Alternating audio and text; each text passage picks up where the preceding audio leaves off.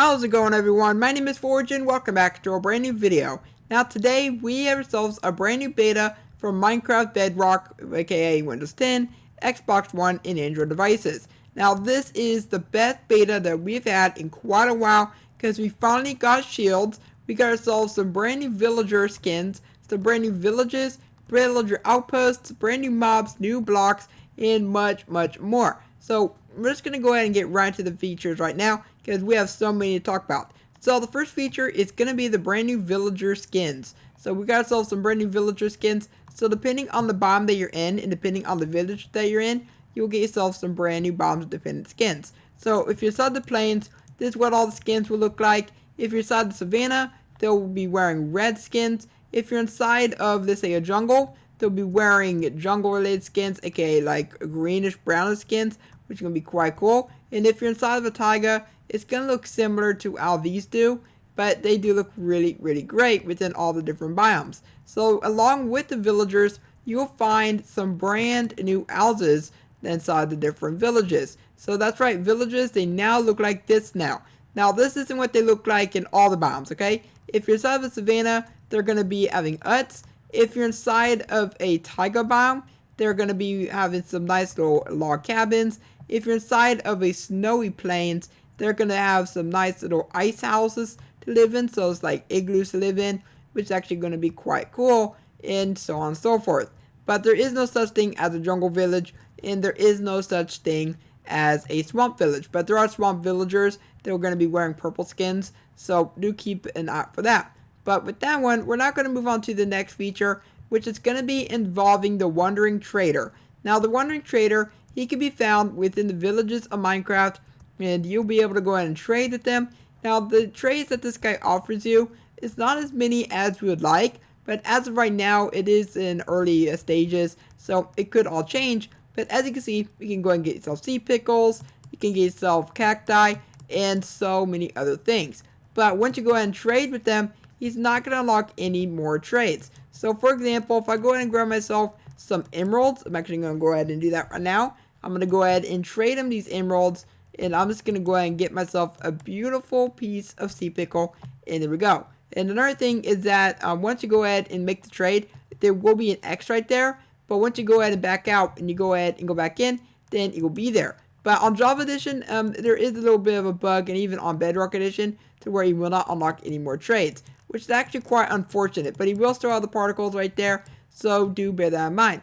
But you will go and stay around the village for about 2 to 3 days, and after that time, you'll move on to the next village or next area within your world. So I don't know if he can be found within just random places around your world, or if he's just going to be found within the villages, but I have a feeling that he can be found pretty much anywhere in your world. I mean, it's about time that we got ourselves a villager that we can find anywhere in our world that we can trade with, and we do not know about how they're spawning right now.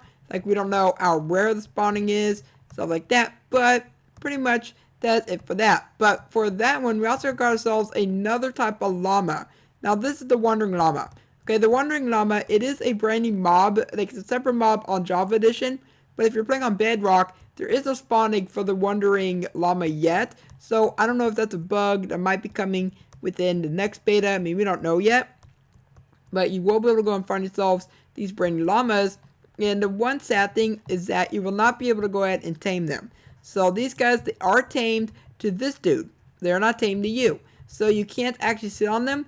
You can't actually change their outfit, which is actually quite sad. But if you're using commands, then you can actually go ahead and get yourself these special llamas, and you can go ahead and tame them. Then you're going to be able to go ahead and change their outfits. So the only way to tame them is through commands, which is actually quite unfortunate. But with that one, we're now going to move on to the smaller features, and then we're going to move on to the shields. So I'm actually going to go ahead and clear my inventory, and right over here, we got ourselves the composter. That's right, the composter has now been added. We got ourselves a new stone cutter. Now, sad news for everybody. Okay, the old stone cutter, it's gone. You can't actually get yourself the old stone cutter anymore.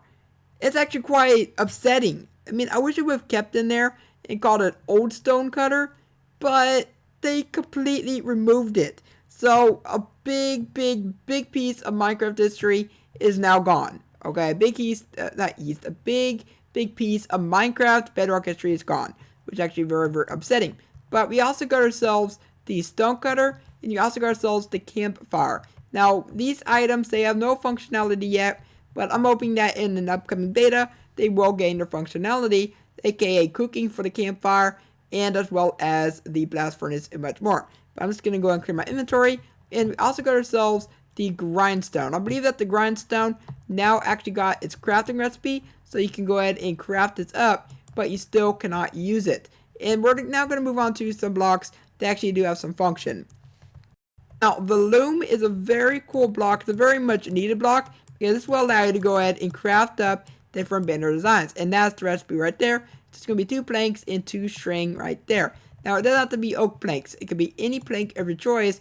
Now, I have a feeling that players are probably going to ask Mojang to actually give us some more variants of this. Right? Some spruce looms, some dark oak looms, and much more. But anyway, now once you go inside the loom, you can go ahead and make yourself your banner, but you actually don't craft the banner in here. Okay, you need to go and craft your banner inside the crafting table with your wools, and then come inside of here, and whatever banner you made for your base, that's where you're going to need to put inside of there. So as you can see, we put ourselves the banner right there, and then I can go ahead and put in any dot of our choice, and I can just go ahead and choose whatever I want to be for the pattern. So I can go for that one, I can go and take that, then I can go and put that back in there, and I can then go ahead and change the dye out, and I can go ahead and change what I want in there. So as you can see, we got ourselves that one, and I'm just going to go ahead and take that back out of there, and we can just keep on doing it over and over again, all that we want, which is actually very, very nice. So look at that nice little banner we have just made. That's pretty cool. So then we also got ourselves the new banner patterns. So if you go ahead and get yourself any of the items that you use to make the special designs beforehand, that's what you're going to go and put inside there. So we have ourselves our creeper one, so this could be the creeper charge. So go ahead and put a creeper head and combine that with a piece of paper instead of a crafting grid. Then you get yourself the creeper charge. Then you go ahead and combine a piece of paper and as well as a vine, and you end up getting yourself the border indented. Well, I mean, I don't know how to pronounce that, so I do apologize. So then if you go ahead and use yourself a flower, so let's see if I can actually find myself the flower icon. Where's the flower icon at? I do not see it anywhere. Okay, there it is. So the flower icon, you're gonna put that there for the oxide daisy. Then I don't know what the field mason is. So if I go and take that, let's go see what that one is. Okay, so that one's the bricks. So go and put bricks in there. Then you get yourself that one. Then the thing is gonna be the enchanted golden apple. And then the skull is gonna be the wither skull or a normal skull. I don't think it'll work for any other skulls but those. So now let's move on to the Lectern. So for the Lectern, you're going to be able to go and put any types of written books on here. So this will not work for enchanted books. It's only going to work for books that you have written. So right here, I have myself a book with a very original name, DGFGD. And you know what? When I open it up, it just says it over and over and over again. But that's not what I'm going to show you guys. What I'm going to show you guys is putting it on there. So I can go put that on there. Now over on Java Edition, you do have the ability of having a redstone output. So you can put a comparator back here. Then you can go and put some redstone with a maximum length of 15.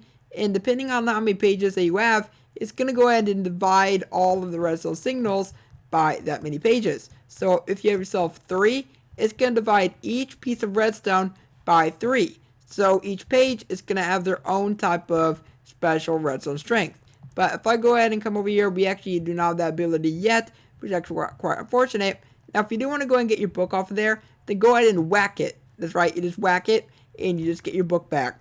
Yeah, I mean, right-clicking it and then having another icon on the bottom, it would be a little bit easier. But if you're playing on like a touch screen and you just want to go and get your book back, then just go and whack it, and then you'll be all good. But now if you want to go and craft yourself the Lectern, it's going to be quite simple. Let's go and put that right there, and go and put 3 slabs on the very top. And you're also going to need to get yourself a bookcase. So I'm going to go and grab a bookcase very quickly. And then you're going to go and put that right in the center. And you get yourself your beautiful Lectern. And of course your friends will be able to see what pages that you're on. And you'll be able to go and share that, which is actually quite good. So now we got ourselves a few extra crafting recipes that I do want to go over. So while setting this up, I did find out that a few of the recipes do not actually work. Like the composter recipe does not work for some odd reason. So if I come right over here, we got ourselves our recipes. So this is our barrel recipe, very simple. Then we got ourselves our blast furnace recipe. This is our smoker recipe, and this is our lantern recipe. So then we got ourselves our very special item, and it is shields. Now that's the recipe for shields right there. So it's just going to be planks and an iron ingot right on the top middle. But shields, they are now in Bedrock Edition. How exciting is this, guys? Everybody's been wanting this for years. Ever since 1.9 released. They'd be like, MCPE shields? Minecraft Bedrock Edition shields? Where are shields? Mojang, give us shields for goodness sake. I mean, that's how everybody reacts, right? That's how I react sometimes. But anyway, this is the shield. The shield is now added, but it's not fully implemented. Okay, the only thing that's implemented is the blocking. Now, you do not right-click to block. You go ahead and crouch to go ahead and block, so you can go ahead and do that. Now, if you do want to go ahead and go into your settings, and you want to go ahead and change the different outputs of your controls, then you can actually go ahead and do that. So if I go and come all the way down here, we can go ahead and change what the crouch button is, but there is actually no button to change how the shield goes. So you can only go ahead and change about like where the crouch button is, which is actually quite unfortunate. But you can go ahead and unlock the entire keyboard like this. So if I continue going down here, see there is no icon for the different shields, which is very, very upsetting. But with that one, I'm just going to go ahead and click on resume game. And if I crouch, we're now using the shield. I'm going to go ahead and switch my game mode. Well, not my game mode, but my view. And look at that. We're now using the beautiful shields.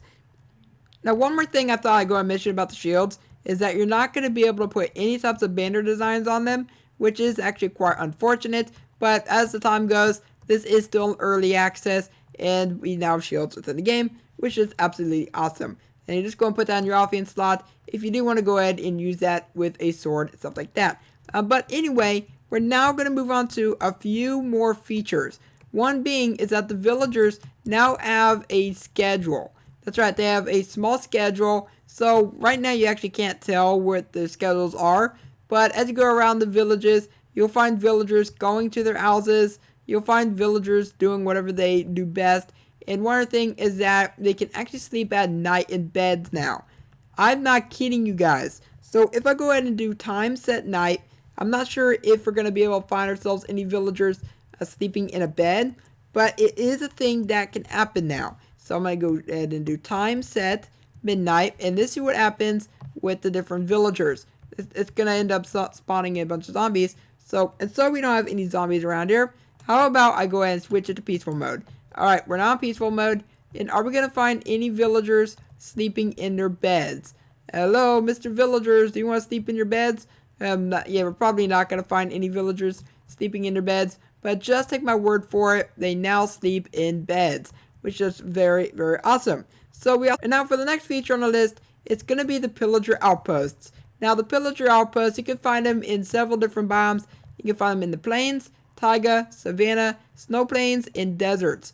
And one other thing is that these guys, they will go ahead and spawn in the different pillagers. Oh, looks like we've got phantoms up there. But the pillagers, they'll spawn around here. So you finally got yourselves the pillagers around the areas, which is actually quite cool. And one other thing is that they will also have an iron golem inside their cages. So you're going to need to go save an iron golem if you want to, but it's not necessarily needed. But if you're inside a village, then go and free the iron golem, because you're going to need all the help that you can get.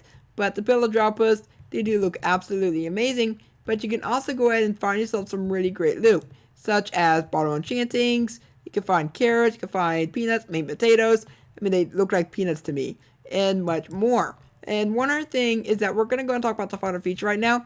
It's going to be involving the chat. Now, this is the feature that I really wanted to see a very long time ago, and it's actually custom chat options.